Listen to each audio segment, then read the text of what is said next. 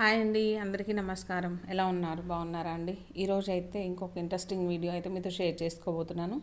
ఈ వీడియో వచ్చేసి నేను ఈరోజు పొద్దునే షూట్ చేశాను అనమాట. నేను పొద్దున ఏమేమి వంట చేశాను అనేది ఇప్పుడు మీతో కంప్లీట్గా షేర్ చేసుకుంటాను. వీడియో చివరి వరకు చూడండి ఫ్రెండ్స్. అలాగే లైక్ చేయండి, షేర్ చేయండి, మన ఛానల్ని సబ్స్క్రైబ్ చేసుకోండి. వీడియోలోకి అయితే వెళ్ళిపోదాము. ఇక్కడ నేను ఏం చేస్తున్నాను, టైం వచ్చేసి 8 అవుతుంది మార్నింగు. ఫస్ట్ అయితే ఇక్కడ ఇడ్లీ పెట్టేస్తున్నాను అనమాట. ఇది మొన్న పట్టాను కదా, మొన్న ఇడ్లీ వేసాను, నిన్న వదిలేసాను, కొంచెం మిగిలితే ఫ్రిడ్జ్లో పెట్టేశానండి. మార్నింగ్ లేవగానే ఆ కూలింగ్ మొత్తం తగ్గిపోవడానికి బయట పెట్టేశాను పిండి. తర్వాత గిన్నెలు శుభ్రంగా క్లీన్ చేసుకొని ఇంకా ఎండలో పెట్టేసి ఇడ్లీ అయితే పెడుతున్నాను. కొంచెం గట్టిగా ఉందండి, మరి గట్టిగా ఉంటే బాగుండదు కదా, ఇడ్లీ కూడా గట్టిగా వస్తుంది అని చెప్పేసి నేను కొంచెం వాటర్ అయితే కలిపి ఇంకా గిన్నెలకు ఆయిల్ అప్లై చేసుకొని పిండి అయితే ఇందులోకి షిఫ్ట్ చేస్తున్నాను. నాకు ఇష్టమైన టిఫిన్లలో ఇడ్లీ అంటే చాలా ఇష్టం అండి. అంటే కొన్ని ఉంటాయి కదా, పూరి అని. ఇంతకుముందు పూరి ఉండేది, ఆయిల్ ఫుడ్, అది అసలు అరగదు అది తింటే. ఇక్కడ ఇది ఒకటైతే చాలా ఇష్టం అంతే.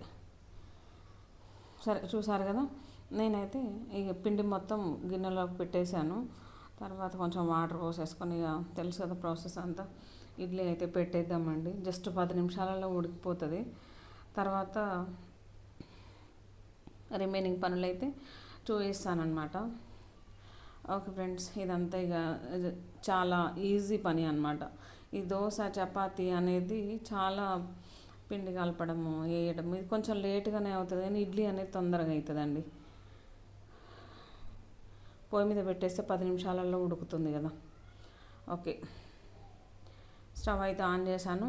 మంచి ఇడ్లీ అయితే ఉడుకుతుంది. ఈలోపు మనం రైస్ కడిగేయాలి. రైస్ కూడా నేను చెప్పాను కదా, ఇడ్లీ తిని ఉండలేం కదా అండి, మళ్ళీ మధ్యాహ్నానికి రైస్ కూడా ఉండాలి. ర్యామ్ షాప్స్కి వెళ్ళేటప్పుడు తినేసి అది కొంచెం ఇది కొంచెం తినేసి వెళ్ళిపోతాడు అనమాట. అందుకని చెప్పేసి నేను ఏది నచ్చితే అది అన్నట్టుగా ఉండి అక్కడ పెడతాను. ఓకే, చూసారు కదా, ఒక 3 టైమ్స్ అయితే కడిగేసుకొని వాటర్ పోసి పక్కన పెట్టేద్దాము, నానాలి. టైం వచ్చేసి 8:30 అవుతానే ఉంది.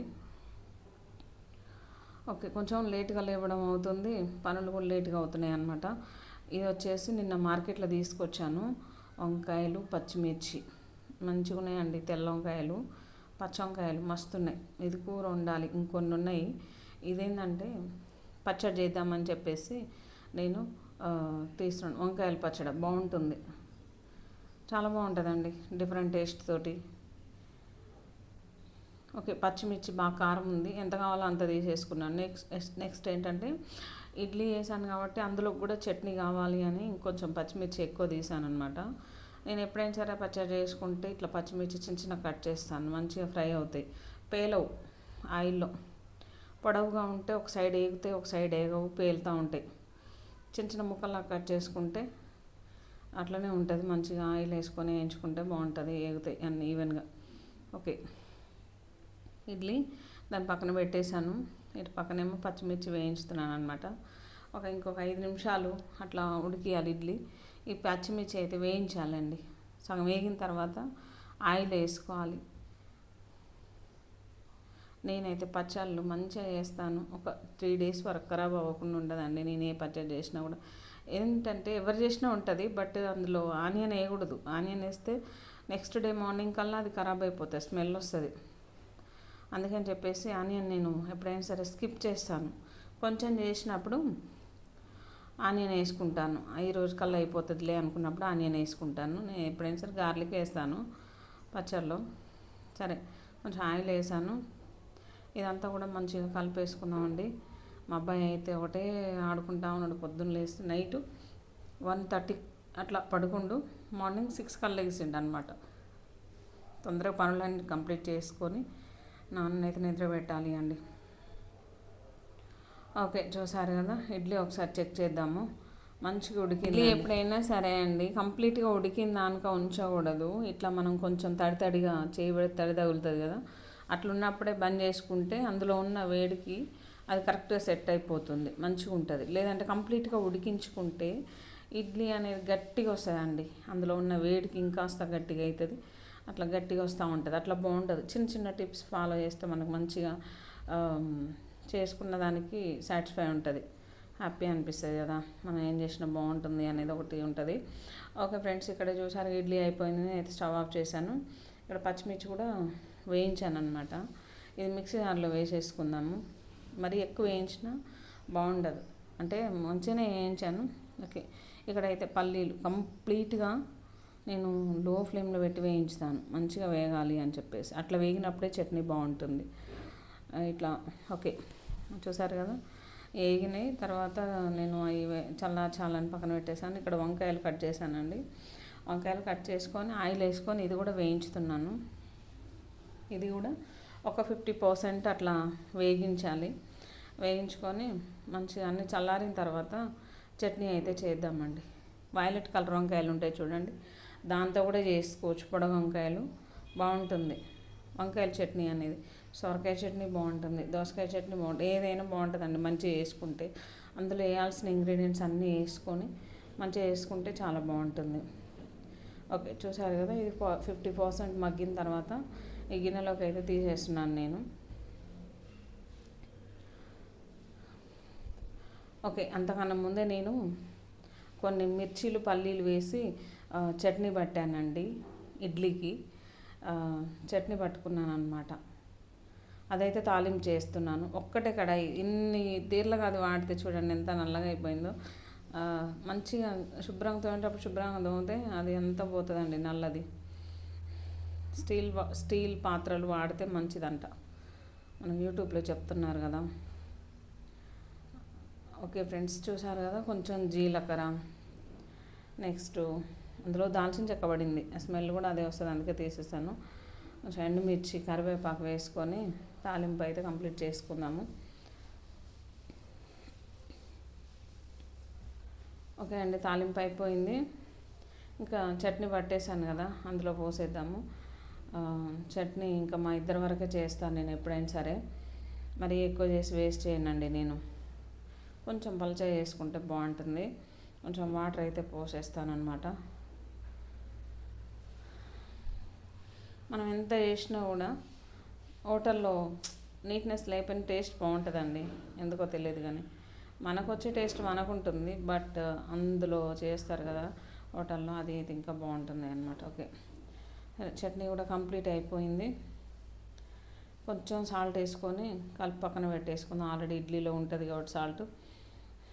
ఓకే, టైం వచ్చేసి 9:30 అవుతుందండి. నాన్ స్టాప్గా పనులు చేస్తూనే ఉన్నాను, నిల్చొని. ఇంకా టిఫిన్ చేస్తే ఇదే అండి, నాకు తెలుసు చాలా పనులు ఉంటాయి. నార్మల్ టైంలో ఎంత పని అయినా చేసుకోగలుగుతాం, కానీ ఈ టైంలో చేసుకోవడం అంటే కొంచెం చాలా కష్టంగా ఉంటుంది అనమాట. కాసేపు కూర్చొని కాసేపు పని చేసుకుంటా రెస్ట్ తీసుకుంటున్నాను. ఓకే, ఇంక ఇక్కడైతే అన్ని మిక్సీ జార్లోకి యాడ్ చేసుకొని ఇందులో ఏమేమి వేస్తానో చూడండి. పల్లీలు, పచ్చిమిర్చి, వంకాయలు వేసాను. నానబెట్టుకున్న చింతపండు లేకుంటే అప్పటికప్పుడు పంపించి తెప్పించానండి బయటికి, ఇద్దరు తీసుకొచ్చారు. నెక్స్ట్ వచ్చేసి జీలకర్ర వేస్తున్నాను, గార్లిక్, సాల్ట్ వేసుకొని మిక్సీ అయితే పట్టేసుకుందాం. గార్లిక్ కూడా అయిపోయిందండి, ఇంటి ముందుకు వస్తుంది ఎప్పుడైనా సరే. నేను టైంకు చూడట్లేను, కొనలేకపోతున్నాను. బయటికి పోయినప్పుడు ఖచ్చితంగా తీసుకొచ్చుకోవాలి. చింతపండు, గార్లిక్ తెప్పించాను. ఓకే ఫ్రెండ్స్, చూసారు కదా, ఎక్కువ వేసుకోవద్దు ఏదైనా సరే, మరి స్మెల్ వస్తూ ఉంటుంది. గార్లిక్, చింతపండు, నెక్స్ట్ జీలకర్ర వేసాను. ఇప్పుడు టేస్ట్ సరిపడా సాల్ట్ వేసుకుందాము. సాల్ట్ మరీ ఎక్కువ వేసుకోవద్దు కదా, ఎందుకంటే ఎక్కువ అయితే మళ్ళీ ఇబ్బంది, తక్కువ అయినా సరే మళ్ళీ అడ్జస్ట్ చేసుకోవచ్చు. ఓకే, నేనైతే మెత్తగా కాకుండా కొంచెం బరకగా గ్రైండ్ చేసుకొని వచ్చాను. దీన్ని గిన్నెలోకి తీసేసుకుందాం. ఇది తాలింపు పెట్టుకుంటే సూపర్ టేస్టీగా ఉంటుందండి, పెట్టకుండా బాగుంటుంది, పెట్టకుండా కూడా బాగానే ఉంటుంది. బట్ నాకు ఇక అంత ఏమంటారు, అంత ఓపిక లేదు. తాలింపు పెట్టకుండా బాగానే ఉంటుంది కాబట్టి నేను తాలింపు పెట్టట్లేను, ఇట్లనే తినేస్తాము. ఈ చట్నీ అయితే ఒక 3 days వరకు నిల్వ ఉంటుందండి మంచిగా. దీంట్లోకి పెరుగు అయితే బాగుంటుంది.